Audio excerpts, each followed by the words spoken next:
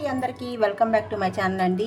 ఈరోజైతే సింపుల్గా అండ్ టేస్టీగా ఎండి బొమ్మిడీలు అండ్ దీన్ని కడ్డీలు కూడా అనేసి అంటారండి.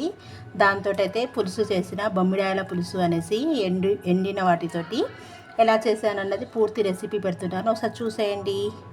చూసి ఎలా ఉందో కామెంట్ చేసి చెప్పండి. ఇప్పుడైతే రెసిపీ చూద్దామండి ఎలా చేశాను అన్నది. ఎండి బొమ్మిడీలు, వీటిని కడ్డీలు కూడా అంటారండి. దీనికోసం అయితే ఫస్ట్ అయితే ఒక 4 బొమ్మిడీలను తీసుకున్నాను. తర్వాత ఒక ½ కేజీ మందం ఆనియన్స్ అండ్ టొమాటో కట్ చేసేసుకోవాలి సన్నగా. ఇప్పుడు కర్రీ ప్రాసెస్ స్టార్ట్ చేద్దాం. తర్వాత చింతపండు రసం కూడా అండి నానబెట్టేసుకొని ఉంచుకోవాలి ఒక ½ an hour ముందు. చింతపండు కూడా ఆయిల్ బాగా హీట్ అవ్వనివ్వాలి. ఆయిల్ బాగా హీట్ అయ్యాక ఈ బొమ్మిడీలను వేసేసుకోవాలి. కొంచెం పసుపు వేసుకొని ఫుల్ ఫ్లేమ్ మీద బొమ్మిడీలు ఫ్రై చేసేసుకోవాలి. చూడండి, ఇలా మంచిగా ఫ్రై అవ్వాలి. అంటే గోల్డెన్ బ్రౌన్ కలర్ వచ్చే వరకు ఫ్రై చేసేసి వీటిని ఇప్పుడు తీసి పక్కన పెట్టేద్దాం. చూడండి, ఇప్పుడు ఇదే కడాయిలో ఇంకొంచెం ఆయిల్ వేసేసి ఆనియన్స్ వేసేసుకొని లో ఫ్లేమ్లో ఆనియన్స్ని ఫ్రై చేసేసుకోవాలి.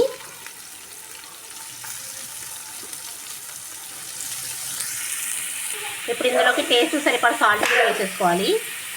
వేసుకొని ఒకసారి ఇలా మంచిగా కలిపేసుకొని లో ఫ్లేమ్లో ఆనియన్స్ని మగ్గనిద్దాము.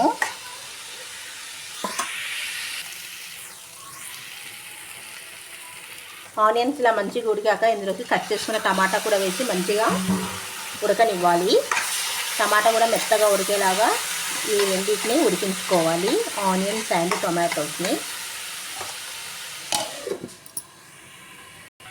మధ్య మధ్యలో ఇలా ఒకసారి కలిపేసుకుంటూ ఉండాలి. అంటే టొమాటో మంచిగా ఉడకాలి అన్నమాట. చూడండి, ఇలా ఉడుకుతున్న టైంలో అల్లం వెల్లుల్లి ఫ్రెష్గా నూరుకున్న పేస్ట్ వేసుకోవాలి. మంచిగా దీని పచ్చివాసన పోయే వరకు దీన్ని ఫ్రై అవ్వనివ్వాలండి. తర్వాత పసుపు వేసేసుకోవాలి. టేస్ట్ సరిపడా సాల్ట్ అండ్ కారం కూడా వేసేసుకోవాలి. ఒకసారి మొత్తం మంచిగా కలిపేసుకోవాలి. ఒక 2 minutes ఉప్పు, కారం, పసుపు మంచిగా పడేలాగా ఫ్రై చేసేసుకోవాలి. ఇప్పుడు కొన్ని వాటర్ వేసేసుకోవాలి. వేసుకొని మంచిగా ఉడకనివ్వాలి.